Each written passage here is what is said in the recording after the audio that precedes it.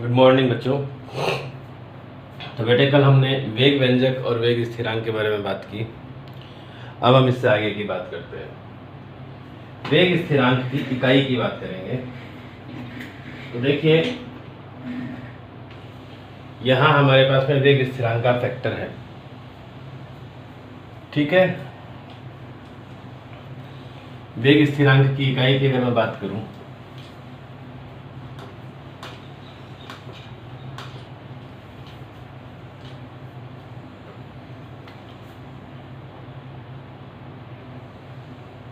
वेग स्थिरांक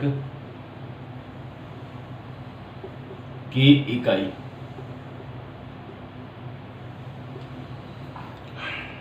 कोई रिएक्शन है A प्लस बी, ए के ए मोल, बी के बी मोल, उत्पाद बनता है C प्लस डी, C के C मोल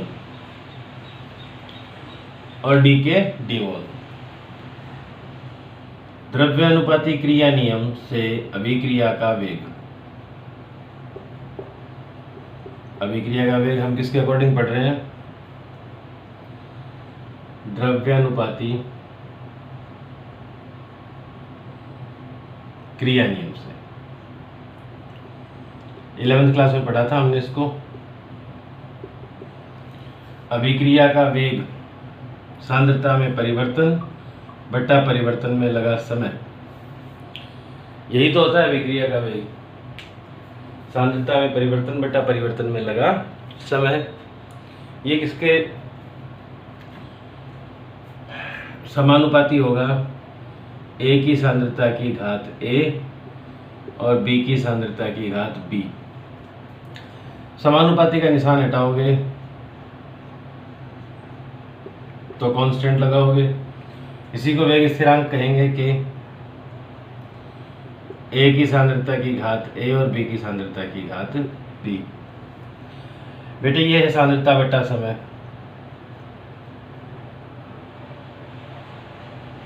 सांद्रता बटा समय। K का हमें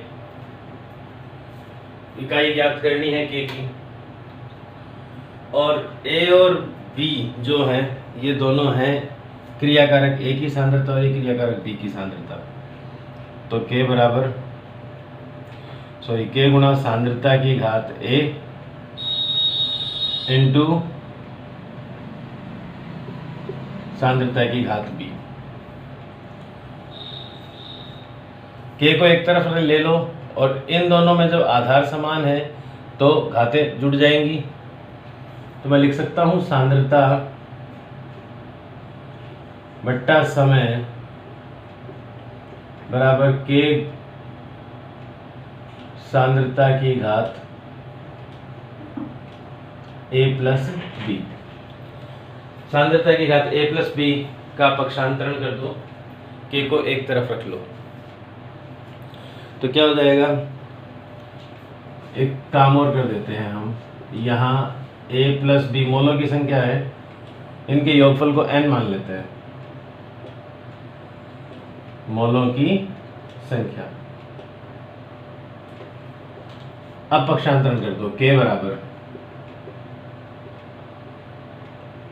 सांद्रता बट्टा समय। जो K के साथ गुणा में था वो इधर आएगा तो भाग में आ जाएगा। सांद्रता की घात n। देखो बेटा सांद्रता की घात n का जब आप पक्षांतरण क्या कहते हैं? सांद्रता की घात n को जब आप ऊपर लेके जाओगे तो K बराबर आ जाएगा सांद्रता, ऊपर तो पावर 1 है, नीचे पावर n है, तो ऊपर वाली तो प्लस की और नीचे वाली हो गई माइनस की। साथ में समय को ऊपर ले गए तो ये हो गया इनवर्स। अब सांद्रता होती है मोल प्रति लीटर, तो मोल प्रति लीटर की पावर 1 माइनस n और समय इनवर्स। इसी को लिखा जा सकता है मोल की पावर 1 माइनस n, लीटर की पावर नीचे है तब तो 1 माइनस n है, ऊपर जाएगा तो 1 तो माइनस का हो जाएगा, n प्लस का हो जाएगा, लीटर की पावर n-1। और टाइम जो है वो अगर मैं सेकंड में ले लें तो सेकंड इनवर्स, अगर रिएक्शन में स्लो रिएक्शन है तो मिनट है तो उस हिसाब से मिनट इनवर्स या वर्स इनवर्स हो जाएगा। ठीक है, इसका आप स्क्रीनशॉट लो, फिर इससे आगे की बात करता हूँ।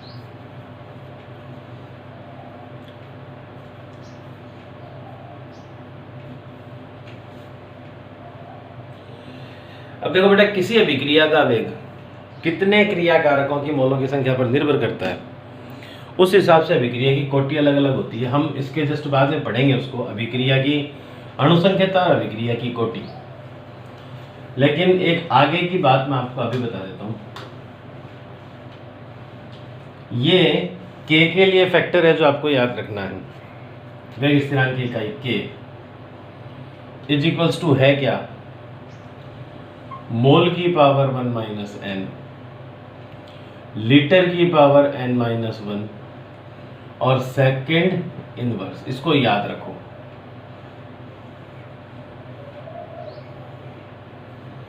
आगे मैं आपको बताऊंगा अभिक्रिया की कोटि।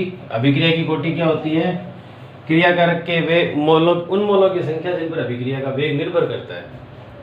मान लो अभिक्रिया की कोटि 0 हो, 0 कोटि अभिक्रिया के लिए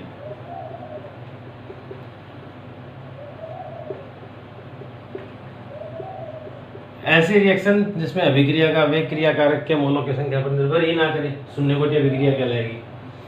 उसके लिए n की वैल्यू होती है 0, n = 0 पुट करो। k की जगह 0 कोटि अभिक्रिया के लिए मैं अभिक्रिया अपने तांक को k0 मान लेता हूँ।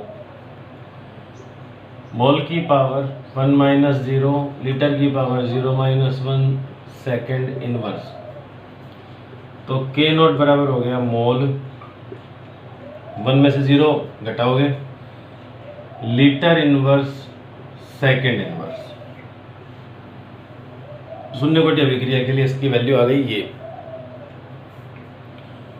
प्रथम कोटि अभिक्रिया के लिए, प्रथम कोटि अभिक्रिया के लिए n की जो वैल्यू है वो क्या होगी, 1। k को मैं k1 लिख दूं तो वो हो जाएगा मोल की पावर 1 - 1, लीटर की पावर भी 1 - 1, सेकंड इनवर्स। तो k1 बराबर मोल की पावर 0 है बेटा, लीटर की पावर भी 0 है, सेकंड इनवर्स है। जब किसी की पावर 0 होती है तो उसका मान 1 होता है। तो फर्स्ट ऑर्डर रिएक्शन के लिए साम्यावस्था स्थिरांक का मान क्या होता है, समय इनवर्स सेकंड इनवर्स। ठीक है ना। ऐसे अगर मैं बात करूं द्वितीय कोटि अभिक्रिया की फॉर सेकंड ऑर्डर रिएक्शन,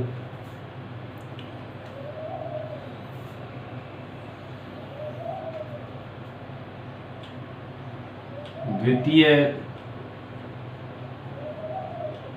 कोटि अभिक्रिया के लिए तो n की वैल्यू क्या मानोगे, 2।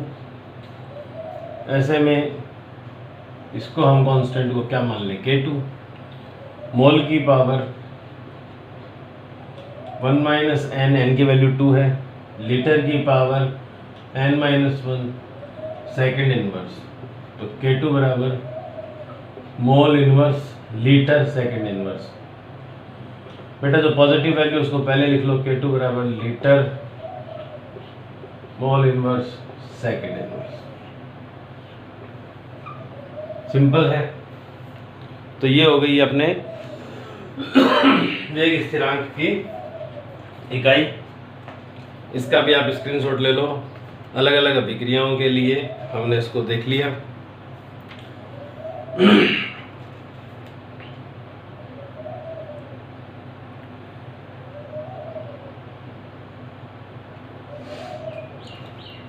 अब इसके बाद में हम दो फैक्टर की बात करेंगे। देखो अभिक्रियाएं दो तरीके की होती हैं, सरल अभिक्रियाएं और जटिल अभिक्रियाएं। और सरल अभिक्रियाएं वो होती हैं जिनके लिए अणुसंख्यता और कोटि का मान समान हो, और जटिल अभिक्रियाएं वो होती है जिनके लिए अणुसंख्यता और कोटि अलग अलग हो। तो देखो क्या है अणुसंख्यता, क्या है कोटि, हम इसको डिस्कस करेंगे। जो बोर्ड पे लिखा हुआ है इसका आप स्क्रीनशॉट ले लीजिए, फिर हम बात करते हैं।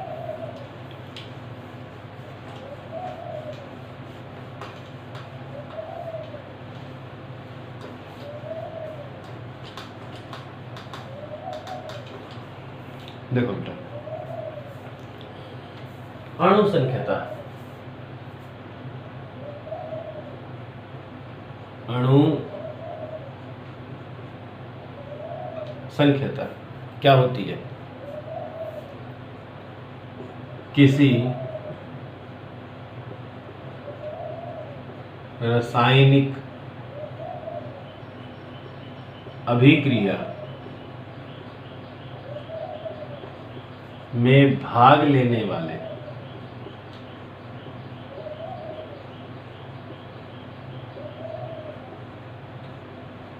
क्रियाकारकों के मोलों की संख्या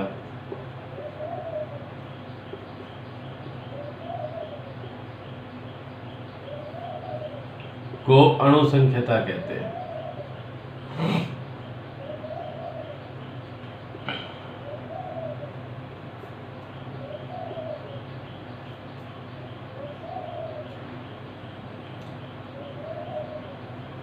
सामान्यतः इसका मान 3 से अधिक होने पर अभिक्रिया विशेष परिस्थितियों में संपन्न होती है, क्योंकि अणुओं की संख्या बढ़ने से सार्थक टक्कर की संभावना घटती है। इस बात का मतलब क्या है हम आगे समझेंगे। एक बार मैं कोटेशन लिख देता हूँ।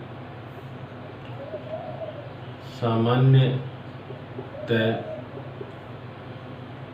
इसका मान 3 से अधिक होने पर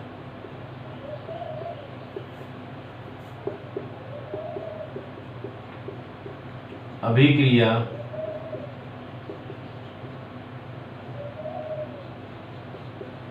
विशेष परिस्थिति में संपन्न होती है, क्योंकि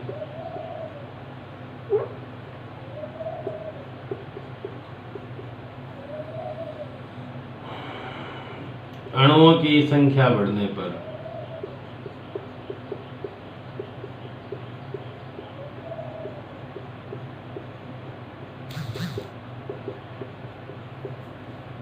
प्रभावी टक्कर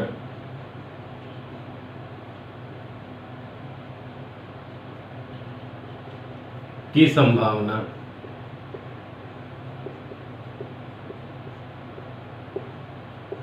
घटती है। बेटे जो कोटेशन मैंने बाद में लिखा है, इस कोटेशन की चर्चा हम आगे करेंगे। इस पूरे लेसन में सबसे ज़्यादा महत्वपूर्ण कोटेशन यही है, और यही कोटेशन जो है इस पूरे लेसन का आधार है।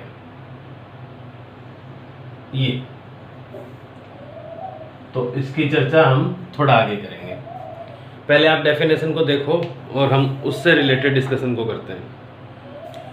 और डिस्कशन क्या है कि किसी अभिक्रिया में भाग लेने वाले क्रियाकारी अणुओं की मोलों की संख्या को अणुसंख्यता कहते हैं। फॉर एग्जाम्पल आपके पास में है अमोनियम नाइट्राइट NH4NO2।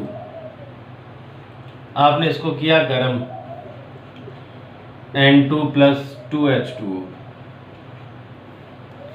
यहाँ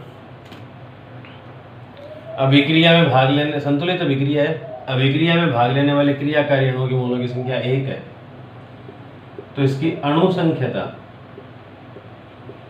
और इसी अणुसंख्यता को आणविकता भी कहते हैं।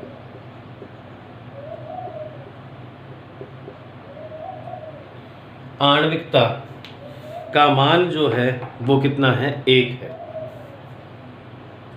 क्योंकि अभिक्रिया में भाग लेने वाले क्रिया कारकों के मोलों की संख्या कितनी है, 1 है। ऐसे ही मान लीजिए H2 प्लस I2 2HI, यहाँ 1 मोल हाइड्रोजन और 1 मोल आयोडीन क्रिया करके उत्पाद बना रहे हैं, तो क्रियाकारी अणुओं की संख्या 2 है, तो इसकी आणविकता भी कितनी है, 2 है। ऐसे ही PCl5 को हमने गर्म किया, इसका अपघटन हुआ, PCl3 और Cl2, संतुलित अभिक्रिया में क्रियाकारी अणुओं के मोलों की संख्या 1 है, तो इसकी अणु संख्या या आणविकता भी 1 है। ऐसे ही मान लीजिए हम बात करें 2NO प्लस O2, 2NO2, यहाँ 2 मोल NO के और 1 मोल ऑक्सीजन का, आणविकता 3 है। तो बेटा क्रियाकारी अणुओं के संख्या का योगफल अणु संख्या या आणविकता कहलाता है। जो ऐसी क्रियाएं होती हैं जिनमें ये जो क्रियाकारी अणुओं के मोलों की संख्या 3 से अधिक होती है, वो विशेष परिस्थितियों में संपन्न होती है, जैसे कि N2 प्लस 3H2, 2NH3, यहाँ 3 और 1, आणविकता कितनी है, 4। ये क्रिया Fe और MO उत्प्रेरक की उपस्थिति में 773 केल्विन ताप और 200 वायुमंडलीय दाब पर संपन्न होती है। तो इतनी विशेष परिस्थितियों में संपन्न होने के पीछे की वजह क्या है, उसको हम अभी समझेंगे। पहले आप इसका स्क्रीनशॉट ले लीजिए।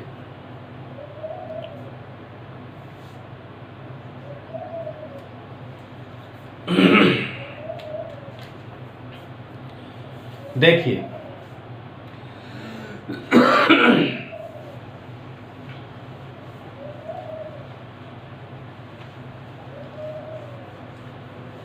इसी लेसन में हम बहुत आगे चल के थोड़ा कोलिजन थ्योरी, टक्कर सिद्धांत पढ़ेंगे। और टक्कर सिद्धांत हमें ये बताता है कि 2 तरीके के अवरोध होते हैं किसी भी अभिक्रिया के संपन्न होने में। एक तो होता है ऊर्जा अवरोध और एक होता है अभिविन्यास अवरोध। तो मैं एनर्जी बैरियर की बात कर लेता हूँ। जिस तरीके से पैदा हुआ बच्चा, जो आज ही पैदा हुआ है, 1 दिन का बच्चा जीवित है लेकिन परिवार की जिम्मेदारी नहीं उठा सकता, तो इस पॉइंट ऑफ व्यू से उसकी एनर्जी इतनी नहीं है कि वो उस एनर्जी का यूज करके परिवार की जिम्मेदारी उठा सके। 15 साल का बच्चा मान लो उतना नहीं पढ़ा कि वो कोई अच्छी जॉब कर ले, लेकिन उसकी मांसपेशियां इतनी सशक्त तो हो गई कि मजबूरी में, ईश्वर ना करे, लेकिन अगर मजबूरी उसके पास आए तो वो अपना या परिवार का जिम्मा उठाने की कोशिश कर सकता है। तो मैं ऊपर वाले मॉलिक्यूल को, ऊपर वाले इस बच्चे को डीएक्टिवेट मॉलिक्यूल मान लेता हूँ, नीचे वाले को एक्टिवेट मॉलिक्यूल मान लेता हूँ। निष्क्रिय अणु है ऊपर वाला, नीचे वाला सक्रिय अणु। सरल शब्दों में बात करूँ तो किसी भी क्रियाकारी अणु के उत्पाद में बदलने के लिए उसके पास में न्यूनतम ऊर्जा की आवश्यकता होती है। उससे कम ऊर्जा होगी तो वो टक्कर नहीं करेगा सार्थक, उससे ज़्यादा होगी तो सार्थक टक्कर कर लेगा। यह आवश्यक ऊर्जा दहली ऊर्जा कहलाती है, थ्रेशोल्ड एनर्जी। इसके बारे में हम आगे डिटेल में बात करेंगे। अब मान लो आपके पास में एक पात्र है और इस एक पात्र में आपके पास में मान लो ये सारे अणु सक्रिय हैं, अणुओं की संख्या कम है, तो ये जिस माध्यम में भी ये उपस्थित है उस माध्यम में तेजी से गति करके एक दूसरे से टकरा सकते हैं और टक्कर करके पुराने बॉन्ड तोड़ सकते हैं, नए बॉन्ड बना सकते हैं। लेकिन अणु संख्या अधिक होने से इस पात्र के अंदर अणुओं की संख्या बढ़ जाएगी। जब अणुओं की संख्या बढ़ जाएगी तो इनकी ऊर्जा तो खूब है, लेकिन फिर भी इतने वेग से नहीं टकरा सकते क्योंकि स्पेस नहीं है। ठीक ऐसे जैसे मान लो एक ग्लास बोर्ड है, मेरे हाथ में एक पत्थर है और मैंने इसको यहाँ से इस जगह से इस पत्थर को टच करवा दिया, ग्लास बोर्ड नहीं फूटेगा। मैं थोड़ा डिस्टेंस पे जाके इस पत्थर को फेंक के मारूं तो ये ग्लास फुट क्रैक हो जाएगा। तो टक्कर के लिए इन कणों की वेलोसिटी का होना जरूरी है, और जब आणविकता बढ़ती है तो यहाँ अणुओं की सघनता बढ़ जाती है, और अणुओं की सघनता बढ़ने से यहाँ पे जो टक्कर की संभावना है वो कम हो जाती है। तो इस प्रकार आणविकता का मान 3 से अधिक होने पर अभिक्रिया विशेष परिस्थिति में संपन्न होती है। इसके बाद आता है बेटा अभिक्रिया की कोटि। अब अभिक्रिया की कोटि की बात करूं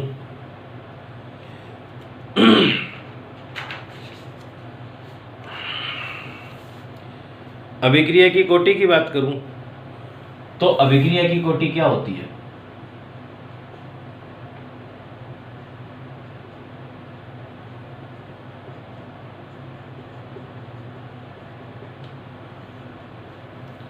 किसी रासायनिक अभिक्रिया के सांद्रता पदों की वह घात जिस पर अभिक्रिया का वेग निर्भर करता है अभिक्रिया की कोटि कहलाती है।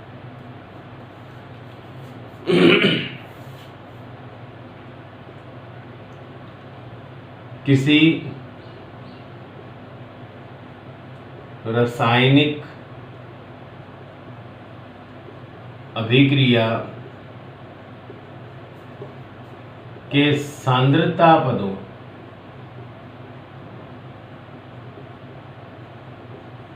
की वह घात जिस पर अभिक्रिया का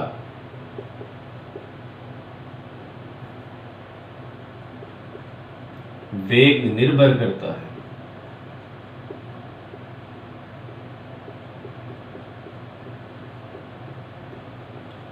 अभिक्रिया की कोटि कहलाती है।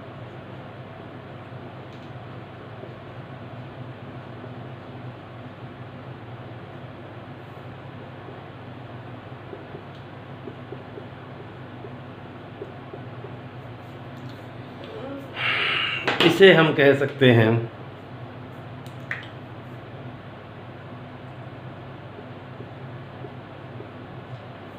क्या कह सकते हैं? किसी रासायनिक अभिक्रिया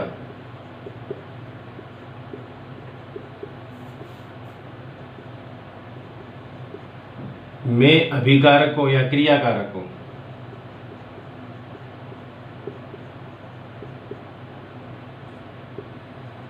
के उन मोलों की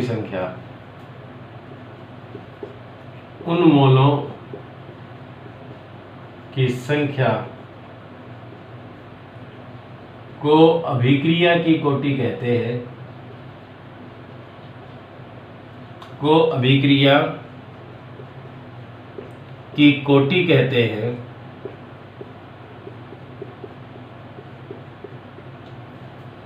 जिन पर अभिक्रिया का वेग निर्भर करता है, जिन पर अभिक्रिया का वेग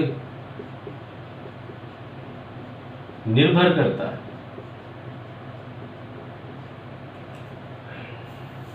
इन दोनों डेफिनेशंस को आप लिखो बेटा। इसके बाद हम बात करते हैं कि इसका एक्सप्लेनेशन क्या है।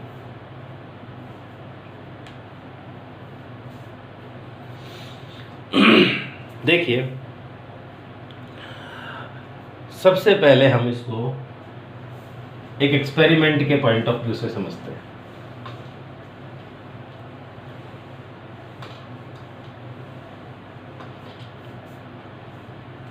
आपके पास में एक कमरा है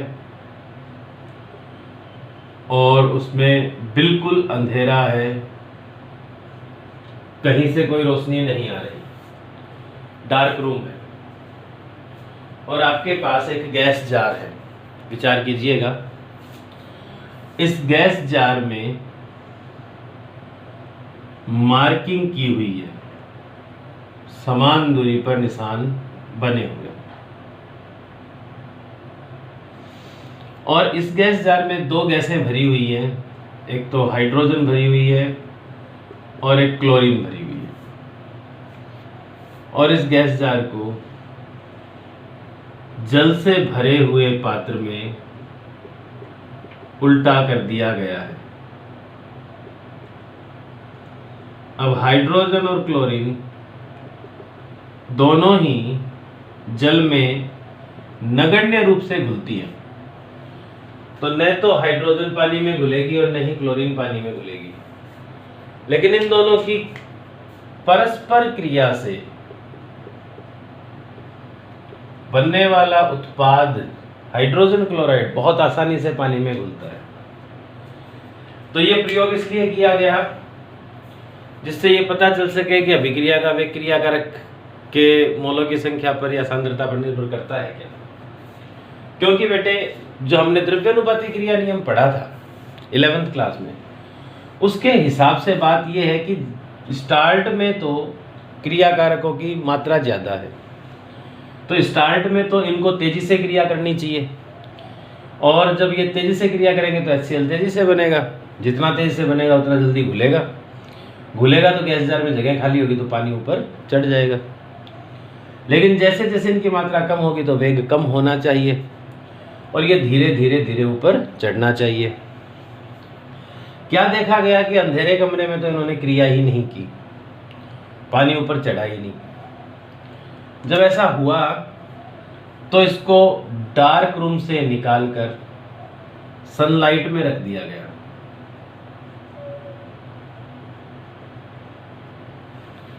सनलाइट में रखा गया तो इन दोनों ने ये क्रिया की और इस क्रिया के फलस्वरूप HCl बना। लेकिन यहां एक आश्चर्यजनक परिणाम प्राप्त हुआ।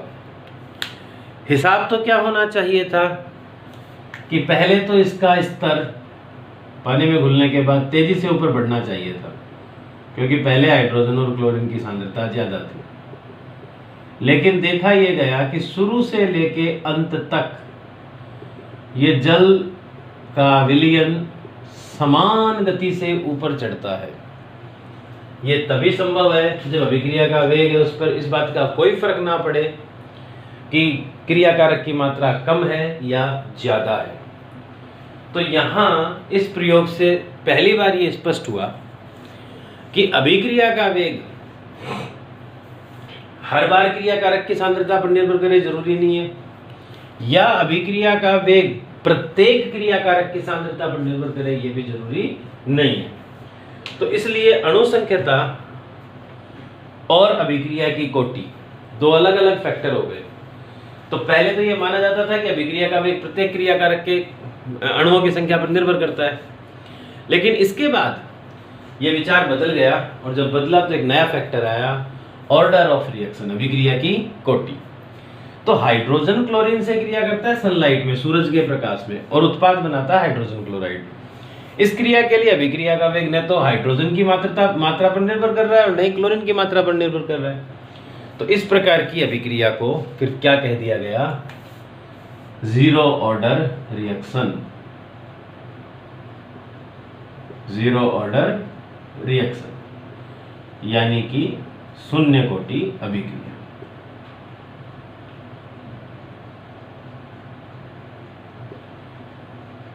तो आई थिंक यहां तक की बात आपके समझ में आ गई। कल की क्लास में मैं आपको कुछ और एग्जांपल्स बताऊंगा जो इस चीज को एक्सप्लेन करेंगे कि अभिक्रिया की कोटि जो है वो अणु संख्यता से किस प्रकार भिन्न भी हो सकती है और कैसे समान भी हो सकती है। उसके बाद में हम अभिक्रिया की कोटि की चर्चा करेंगे। तो आज की क्लास में इतना ही, मिलते हैं नेक्स्ट क्लास में। तब तक घर पे रहें, सुरक्षित रहें, अपना और अपनों का ख्याल रखें। Take care.